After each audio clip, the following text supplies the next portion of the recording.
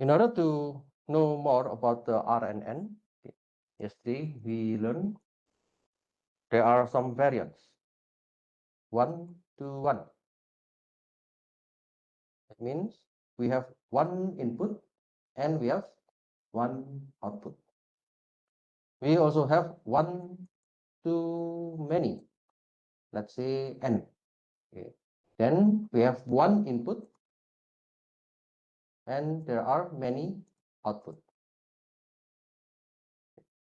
We also have many to many. It means there are many inputs and there are many outputs. Okay. So in the any other variants, we have many to one. So n to 1.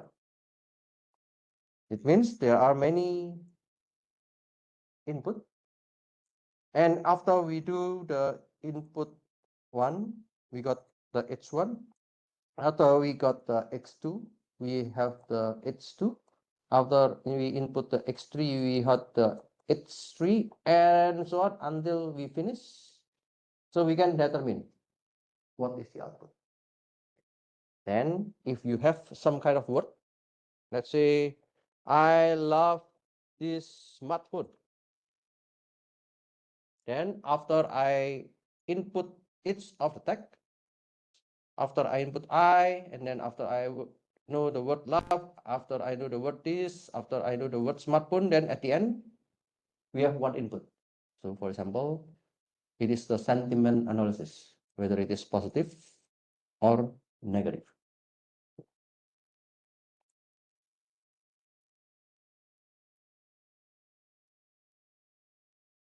So in the modeling, okay, for example, we have like this one.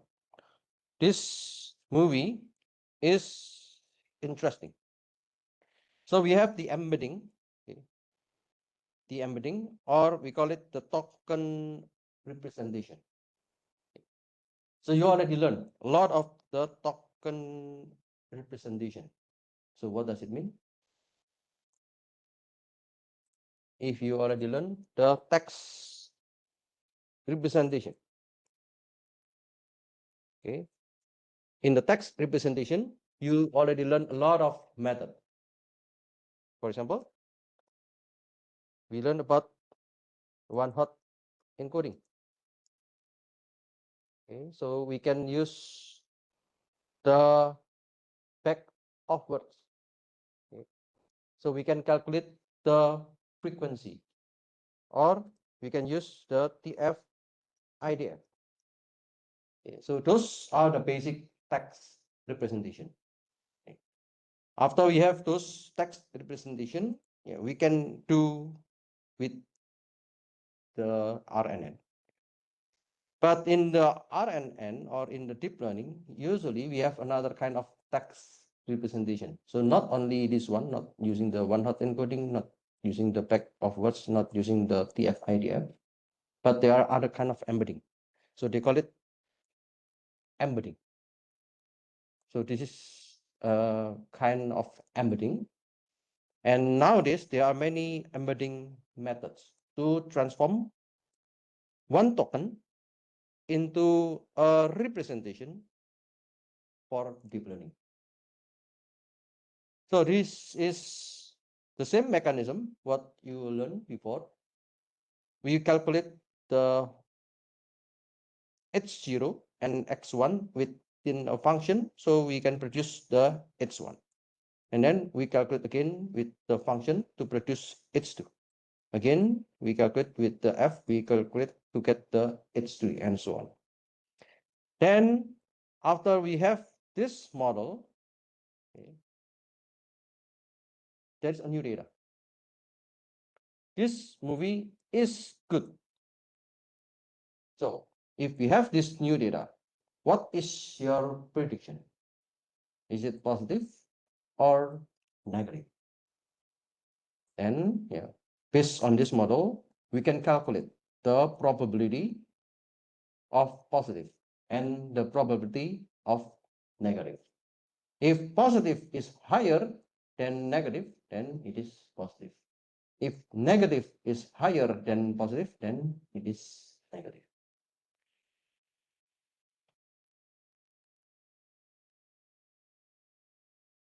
Okay, so this is another kind of example. So we have the word very, the word amazing, the word movie, and then at the end, yeah, we have the class or the response.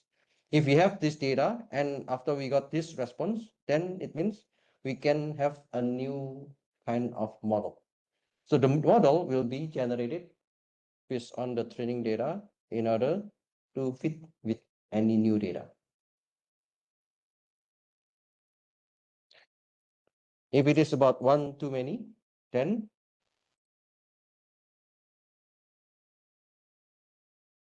we have one word, for example, sunny.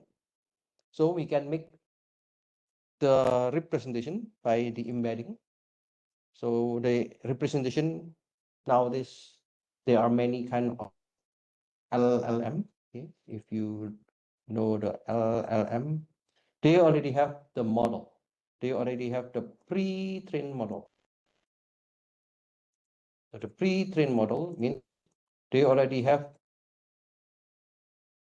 the model that they built from any data, any big data, and then you can use this pre-trained model to make the representation. After you create this representation, then you fit into the RNN. Then with the representation, for example, I have the word sunny. Okay, I can generate a sentence. So one text or one input can generate many texts. A bright sunny day. So this word represent sun.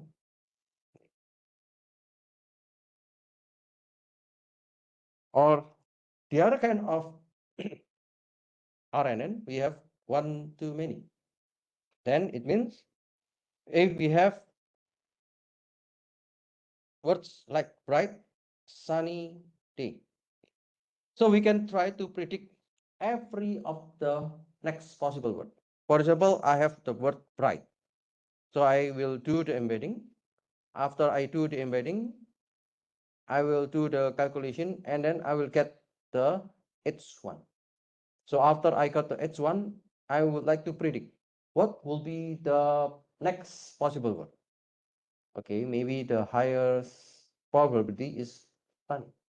Then I will use sunny as the output. And after we have the word sunny as the output, we will do the next calculation using the word sunny.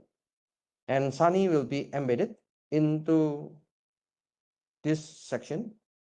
If you look at this one, it is Y1. What does it mean? So we use the output from the previous layer for the input in the next layer. So this is a variant of one to many. Then after we have the word sunny, we put it into the section to calculate the H2. After we had the H2, then we will compute the output. Now we have, then this word will be the input for the next layer. Then we will calculate using the word day, and then we can compute the H3 and check what is the possible output. The possible output here is the word in. Then, because this is the possible output after the word day, it will be the input for the next step. This kind of mechanism, you can see from the current GPT. So if you learn, if you know the GPT or any AI that leverage the LLM, they use this mechanism. After you have one word, they will predict what will be the next word. After you have this word, they will predict what is the next word. after you have this word, they will predict what is the next word. So they can make a good sentence.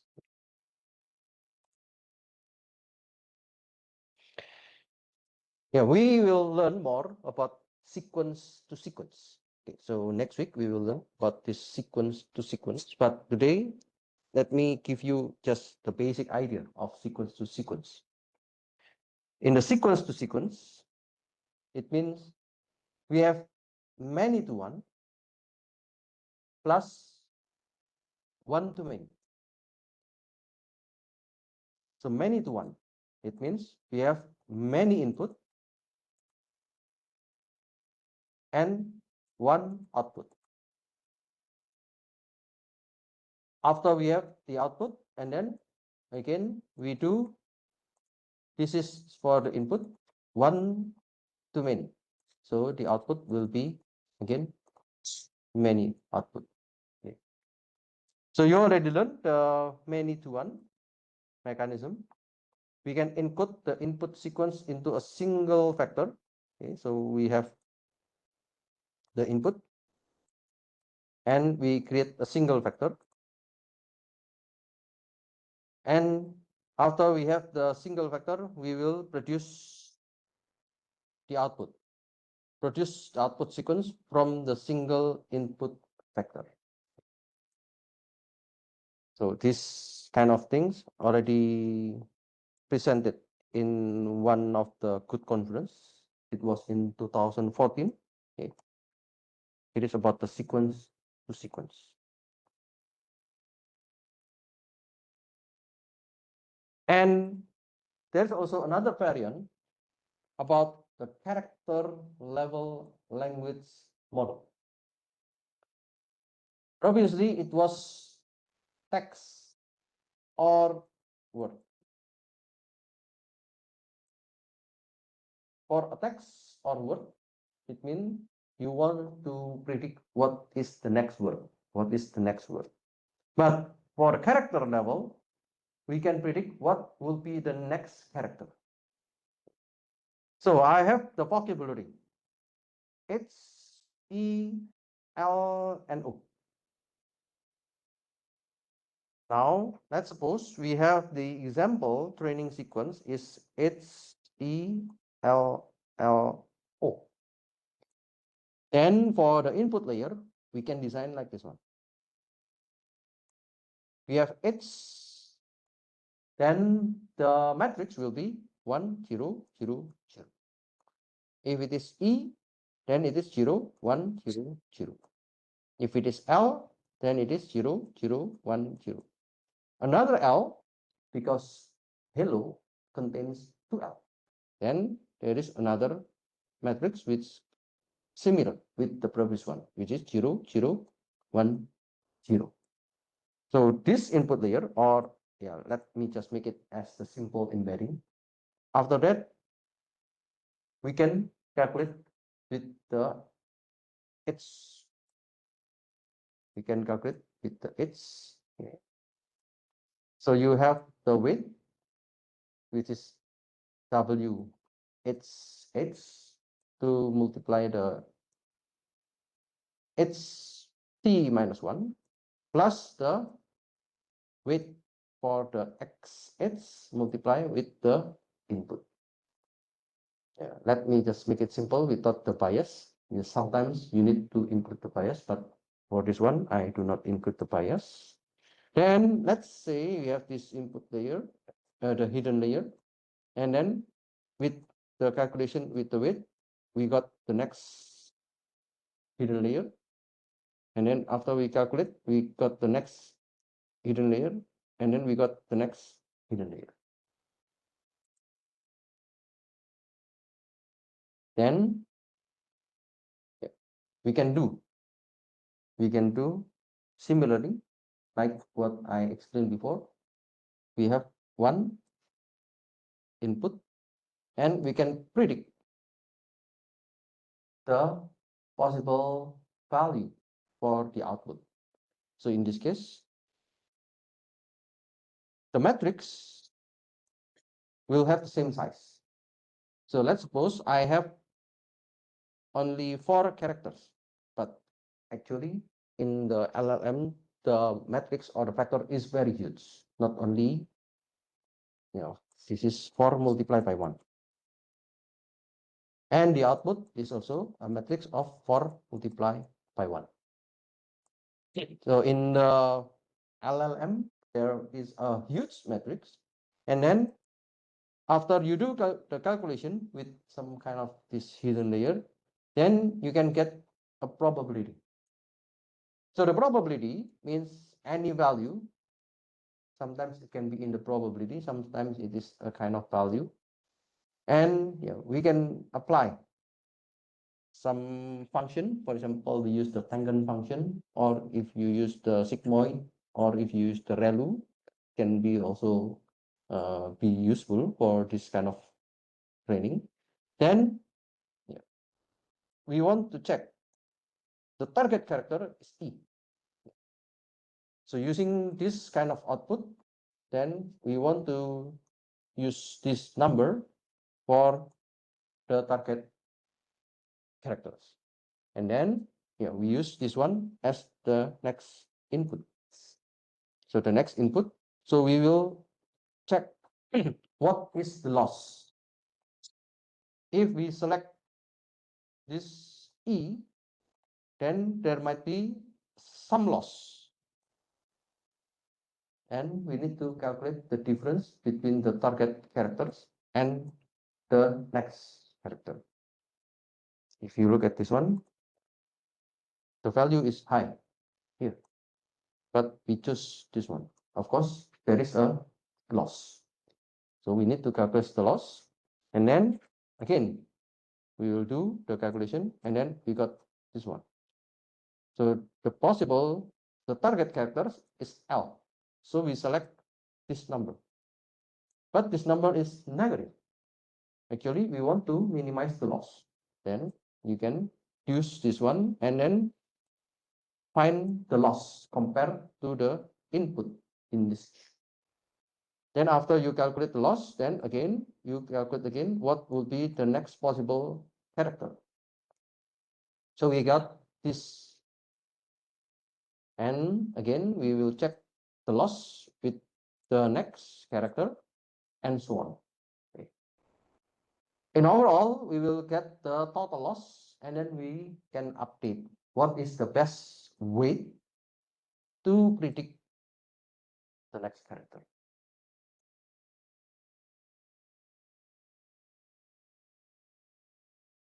So there can be a lot of function you can use. For example, as I mentioned to you, you can use the tangent function, or if you complete with this output layer, you want to make it more non-linear stuff.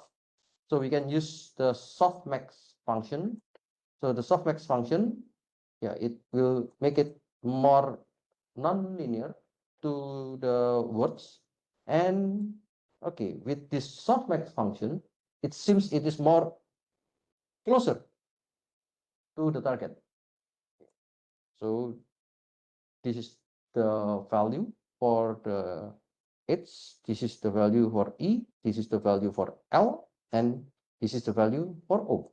And okay, we got a good value for E. Then we can say that using the softmax, we can minimize this. That's why in the deep learning or in the modeling, you need to do the hyper parameter tuning.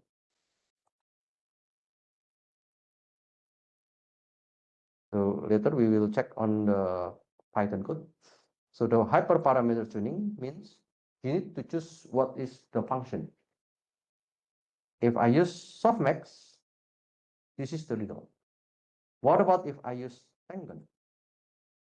What if I use ReLU?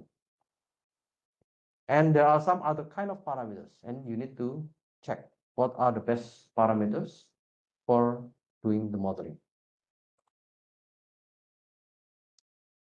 So if we have this value, okay, based on this softmax function, we got E would be the best representation. Then again, we use E for the next input, and then we can calculate. Okay, using this flow, we can get the possible next character is L, and then we do the calculation like this one. After sometimes we got the best model. Okay, this is the architecture. So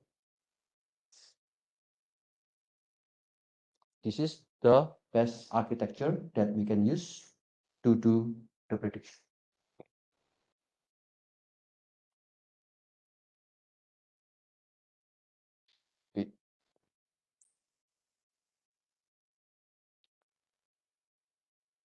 In other case, okay, we can also do not only one by one.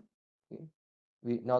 We are not using only each of the character, and then we can calculate the character, and then we use for the next input, and then we compare with the between the output and the input. We can do all at once. So all at once means we can do the multiplication. So matrix multiply with one hot factor, just extract a column from the width matrix. So we often put a separate embedding layer between input and hidden layer. So there is another kind of possibility to put another embedding. In this embedding means I would like to put weight more on some of this text before we do the calculation on the hidden layer.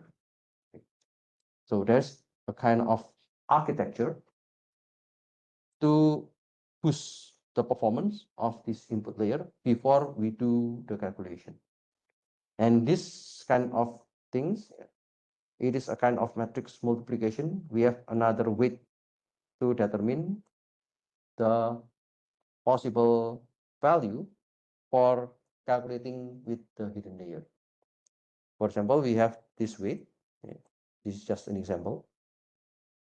So this is the weight, and then we do the multiplication with the input layer, and we got this value, and this value will be the weight for the multiplication with the hidden layer. We call this is the embedding layer. So the embedding layer will improve the input before we do the calculation with the hidden layer.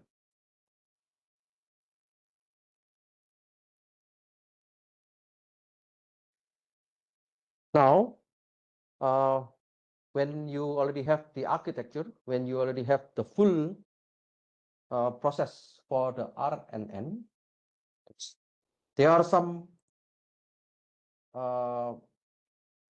variants how to do the back propagation.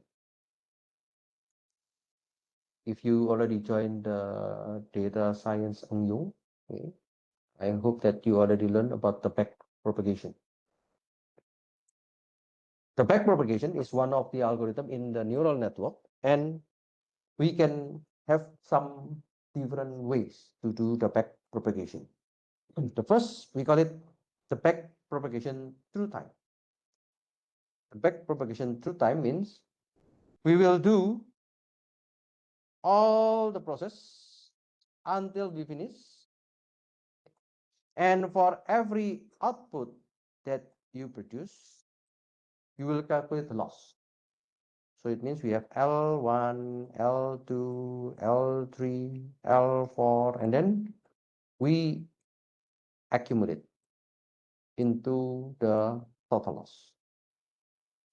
So we do all the process until the end, and after we reach until we reach t equals to big T, for example, we have 20 words. After we finish until 20 words, we will back propagate. So it means we return back to the first token or the first word or the first character.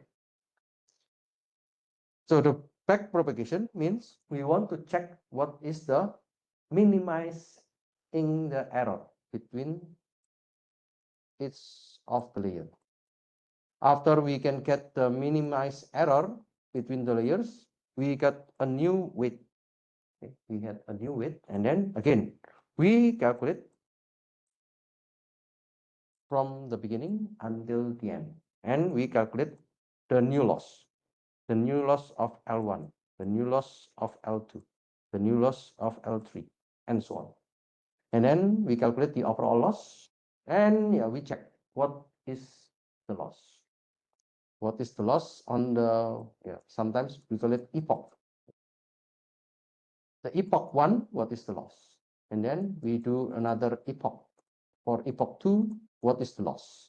For epoch 3, what is the loss? And then we will check until the iteration maximum or until you stop the iteration. And we will get the minimum loss. So this is the back propagation through time.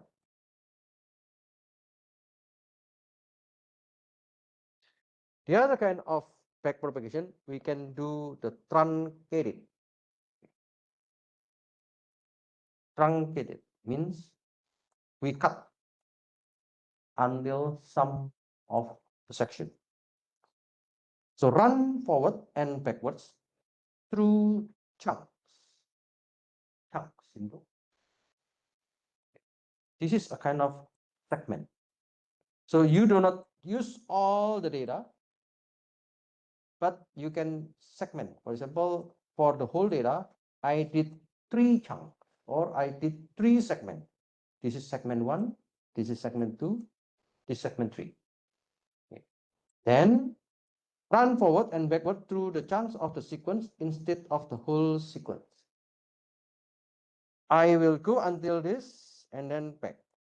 Go until this and then back. Go until this and then back. So this is the back propagation of the chunk 1. And then I will do the next back propagation on the chunk 2. So carry hidden states forward in time forever, but only back propagate for some smaller number of steps. So after you do the next step, so you just do the back propagation until this step. And then again, you can forward and you can do only the back propagation until this step. We call this is the truncated back propagation through time. We usually do this one in order to minimize the computational time. So if you have a lot of words, if your documents is very long, then this kind of mechanism will improve the performance.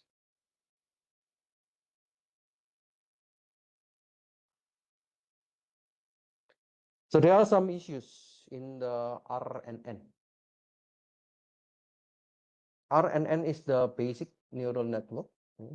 And if you want to know more about the other neural network, I think you can join the class deep learning. Okay. For this one, I'm just giving you the basic of the neural network for the text analytics. So the issue in the recurrent neural network is vanishing gradient problem. The vanishing gradient problem is one example of unstable behavior that you may encounter when training a deep neural network. So this kind of problem happens if the neural network has many hidden layers.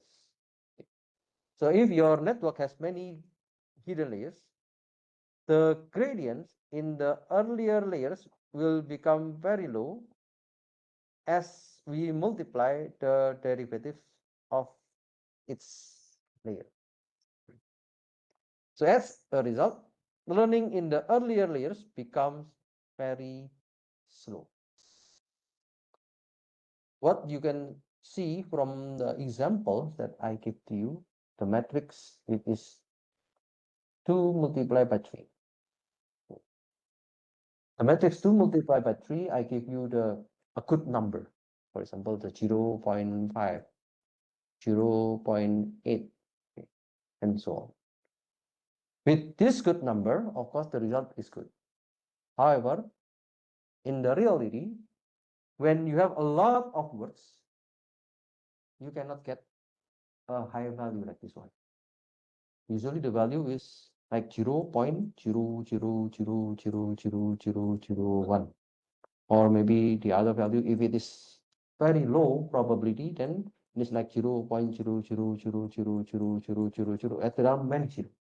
So it is almost sparse. So everything will be nearby zero. If it is nearby zero, then the calculation will be very slow. So that's one of the issue when we have a lot of hidden layers and there are many sparsity, then there will be the vanishing gradient problem.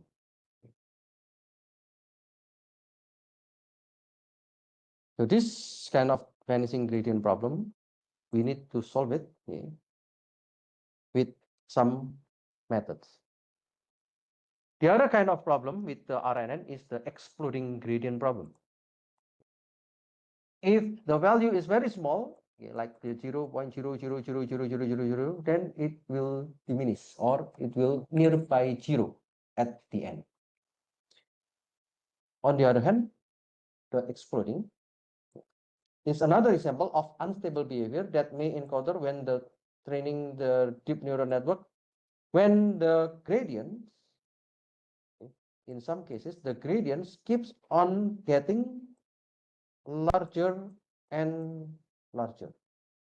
So you have the matrix, the one that I show you in the example, it is high number 0.5, 0.8.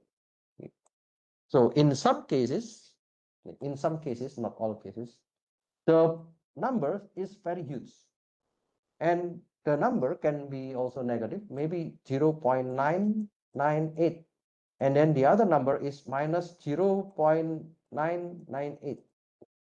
So if the initial value is very huge, the gradients keep on getting larger and larger as the backpropagation algorithm progress.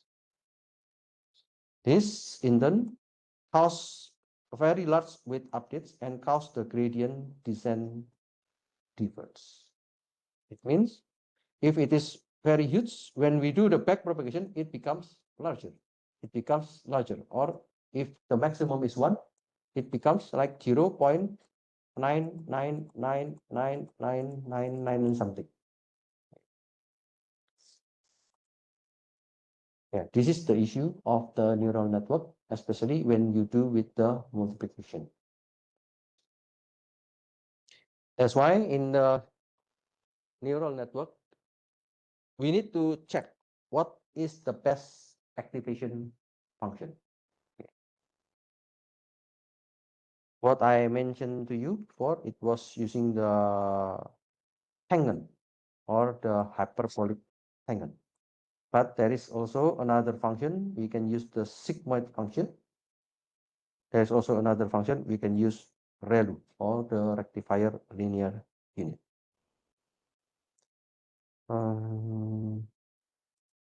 Okay, let me stop here. Let's have a break. Okay, I will continue after the break.